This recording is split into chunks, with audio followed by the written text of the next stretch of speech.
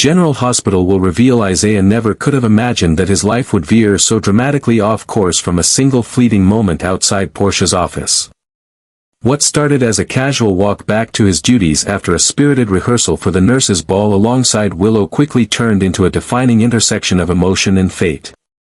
As he passed by, the muffled voices behind the door caught his attention, specifically the sharp, agitated tone of Portia arguing with Ava. Though he couldn't hear every word, the fragments were enough: lies, regret, Curtis. There was fear in Portia's voice, but also a desperation that pierced through the walls and settled deep within Isaiah's conscience. Something about the strain in her voice, the mixture of anger and vulnerability, struck a chord. It was not simply a heated conversation, it was a confession soaked in panic, unraveling in real time. He didn't know the full context. He didn't need to. What he heard was enough to paint a picture of a woman standing at the edge of a crumbling world, struggling to hold herself together beneath the weight of choices made and truths hidden. That image haunted him throughout the remainder of the day, and by the time the sun set and the ballroom lights flooded the stage, it had cemented itself in his heart. So when he later watched from a distance as Curtis calmly walked away from Portia in the middle of the nurses' ball, leaving her sitting alone with a smile so brittle it threatened to shatter at any moment, Isaiah didn't hesitate. The impulse was pure, he simply wanted to offer her a moment of peace, an escape from whatever personal storm was brewing around her. He offered her a drink not out of romance or pity, but out of compassion. Yet as she turned to him with soft eyes and accepted his gesture with practiced grace, something deeper began to stir. In that instant, the foundation for a new bond was quietly laid. What Isaiah believed to be the beginning of emotional support was, for Portia, a strategic pivot. Her calm demeanor masked the storm brewing beneath, and her poised acceptance was not an act of vulnerability but of calculation. For Portia, who had spent the better part of her adult life carefully constructing facades, the implosion of her marriage to Curtis was not just a personal failure, it was a public unraveling of a narrative she had meticulously crafted. When Curtis uncovered her involvement in the blackmail scheme with Drew and realized she had been lying yet again, it was the final breach of trust. He had forgiven her once before, perhaps too generously, when the truth about Trina's paternity was exposed. But this second betrayal, especially one tied to criminal dealings and manipulation, was irredeemable in his eyes. His conversation with Jordan made it clear, he no longer saw Portia as someone capable of honesty or redemption. Curtis's quiet withdrawal wasn't fueled by rage, it was resignation. A man exhausted by the erosion of trust, choosing dignity over continued heartbreak. As he gravitated slowly back toward Jordan, who represented the steadiness and moral clarity he longed for, Portia wasted no time pivoting. To the outside world, it looked like heartbreak, but for Portia, it was a calculated transition. She had already marked Isaiah as the next safe harbor, the kind, emotionally intelligent doctor whose empathy could be molded into attachment. Isaiah, of course, had no way of seeing any of this. His own romantic history with Jordan had been cut short prematurely, not by choice, but because of her covert assignment involving Jen Sidwell. The feelings he once held for her hadn't completely faded, but after she distanced herself for reasons beyond his control, he found himself adrift emotionally. That emptiness made him especially susceptible to the kind of intrigue and complexity that Portia seemed to embody. To Isaiah, Portia was not a villain. She was a woman in pain. A woman haunted by regrets, living beneath the pressure of impossible expectations, and doing her best to stay afloat. He genuinely believed he could help her. Be her anchor. But what Isaiah perceived as depth and mystery was merely the surface of a much more dangerous terrain. Portia's charm was not accidental, it was sharpened by years of experience. She knew how to cry without sobbing, how to tremble without shaking. She had mastered the art of appearing broken just enough to draw others in, but not so much that they could see the manipulation behind her eyes. With Curtis, she had played the long game, weaving truth and lies into a web so tangled it took years to unravel. With Isaiah, she knew she wouldn't have that luxury. So she used immediacy, pain, proximity, and perceived vulnerability, to fast-track his emotional investment. Isaiah, ever the idealist, mistook her signals for sincerity. He believed her silences were the result of deep emotional struggle, not selective omission. He mistook her sudden openness for courage, not performance. He was walking directly into the very same trap that had once ensnared Curtis, the only difference being that he entered willingly, guided by a heart that wanted to believe in goodness where there was only ambition. Meanwhile, Jordan stood at a cautious distance, watching the beginnings of a storm she couldn't stop. She knew Portia. Not just the face she wore in public, but the subtle tactics she employed when cornered. Jordan had seen her deflect, manipulate, and recast narratives before. She understood the look in Portia's eyes when she realized Isaiah was listening that day outside her office. It was not fear, but opportunity. And now, as she observed Isaiah moving closer, emotionally and physically, she feared history was about to repeat itself. But this time, it wouldn't be Curtis losing years to deception. It would be Isaiah, a man who didn't yet know the cost of trusting someone like Portia. As the nurses' ball wound down, with applause echoing through the grand hall and performers taking their final bows, the real drama was unfolding in the quiet corners. While others danced and celebrated, Portia was once again positioning herself to survive, to rise from the ashes of her failed marriage not with humility, but with a new story to tell. One where she was misunderstood, mistreated, and rescued not by redemption, but by someone naive enough to believe she still deserved it. Isaiah was already in too deep to recognize the warning signs. What he saw as the beginning of something hopeful, something rooted in compassion, was instead the beginning of a slow descent. Portia would never admit fault. She would never seek healing through truth. She would continue to spin, redirect, and shield herself behind others. And now Isaiah was in line to be her next shield, her next protector, and ultimately, her next casualty. The road ahead for Isaiah was no longer shaped by his own choices alone, but by the subtle manipulations of a woman who refused to be held accountable. He was on a path not toward love, but toward entanglement. And unless he realized it soon, he would find himself unraveling all the same. The truth is, Portia has never truly changed, no matter how convincingly she plays the role of the misunderstood woman weighed down by life's misfortunes. Beneath her polished exterior and perfectly timed displays of vulnerability lies a deeply calculating mind, one that has spent years mastering the art of manipulation. She was the kind of woman who could calmly go about her life while concealing a life-altering truth from the man who loved her. For years, she allowed Curtis to believe a lie so monumental that it redefined the entire foundation of his relationship with Trina. She watched her daughter grow up not knowing who her real father was, and not once did she flinch. Not once did she surrender the truth of her own volition. It only came out when it could no longer be contained, and by then, the damage had already taken root. Now, as she turns her attention to Isaiah, her tactics are no less deliberate, only more urgent. With Curtis gone, not just physically but emotionally severed from her web of deceit, Portia understands the importance of maintaining her standing. She knows that within the tight-knit and politically charged environment of General Hospital, perception is everything. She cannot afford to look like the woman who has been abandoned, or worse, exposed.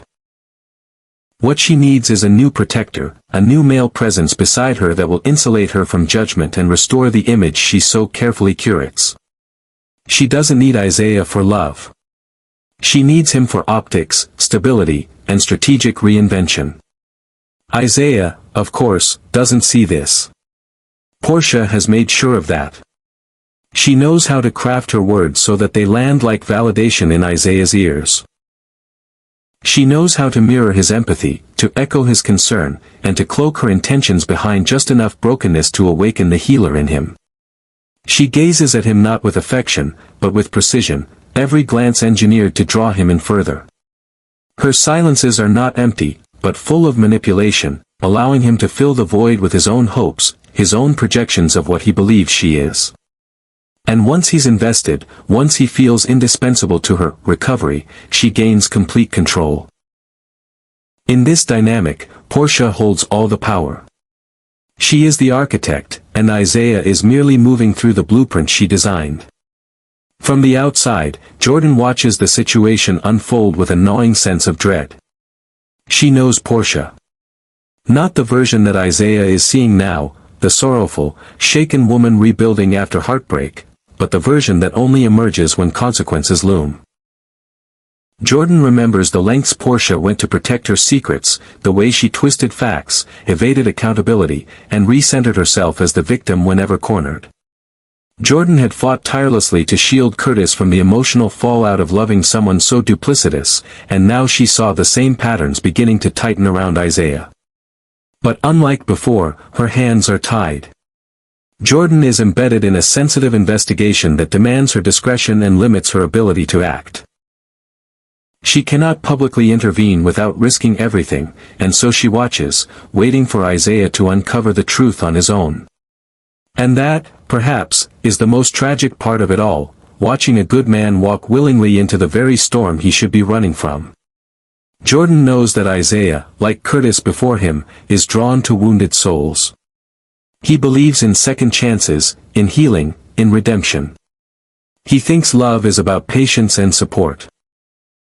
What he doesn't yet realize is that Portia doesn't need patience, she needs control. She doesn't want to be healed, she wants to be excused. And when she looks at Isaiah, she doesn't see a partner. She sees a pawn. A placeholder. A mask to wear until her image is polished enough to stand on its own again. Isaiah's kindness, his vulnerability, his hope, they are all tools in Portia's arsenal now.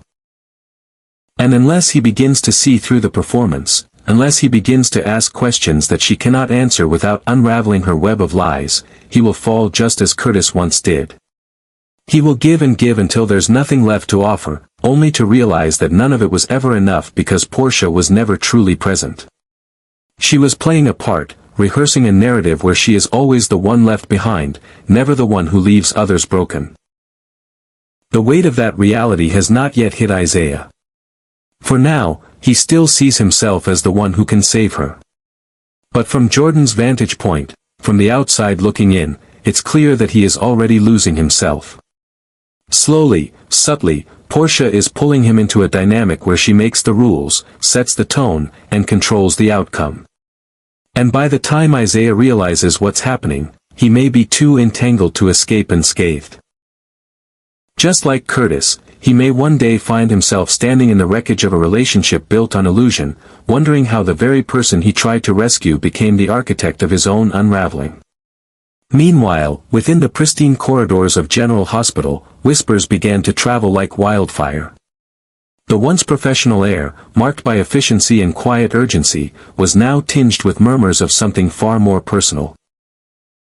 Nurses exchanging charts paused to gossip behind computer screens, orderlies lingered a moment longer by the elevators, and even the most senior of physicians found themselves glancing sideways when Portia and Isaiah were seen together.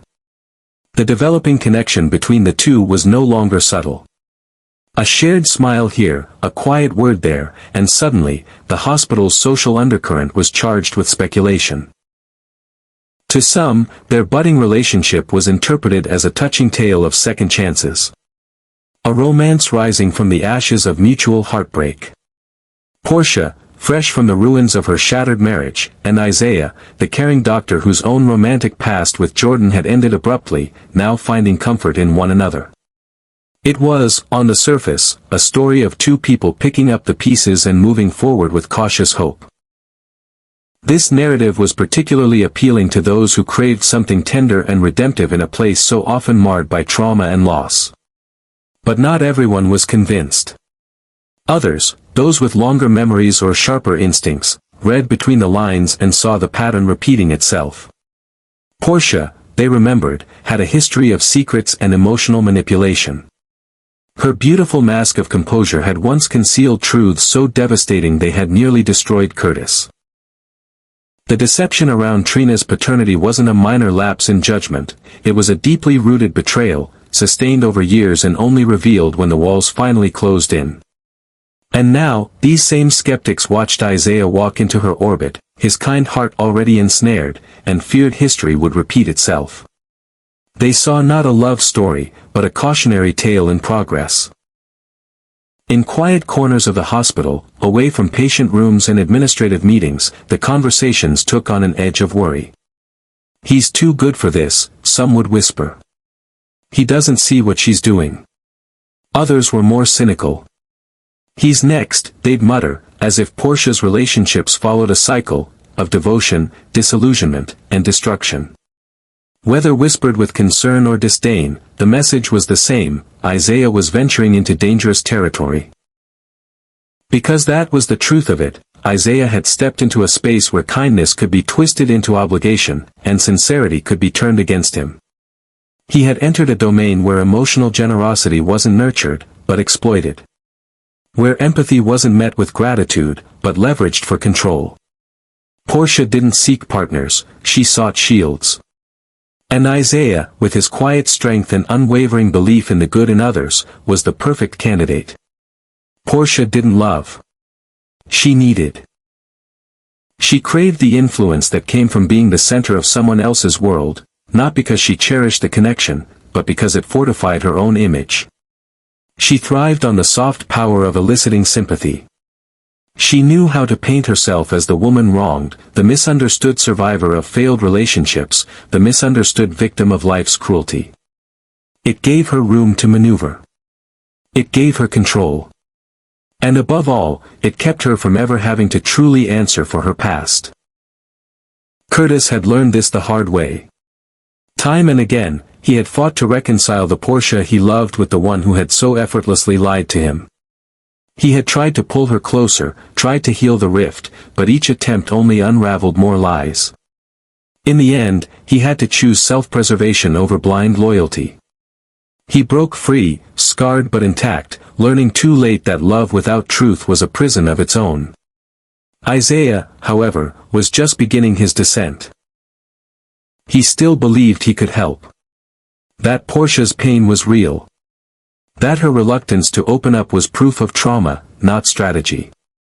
He thought he saw a woman struggling to recover, when in reality, he was looking at a woman preparing her next move. She had already begun shaping the narrative, her heartbreak, her abandonment, her need for companionship. And Isaiah, unknowingly, was already stepping into the role she had carved out for him. And that's what made it so dangerous. Because when love becomes a script and one person is merely an actor in someone else's redemption fantasy, the outcome is never fair. Isaiah's good intentions, his emotional openness, and his willingness to give of himself, all of it would be consumed. Not honored. Not reciprocated. Just consumed, until he had nothing left to give.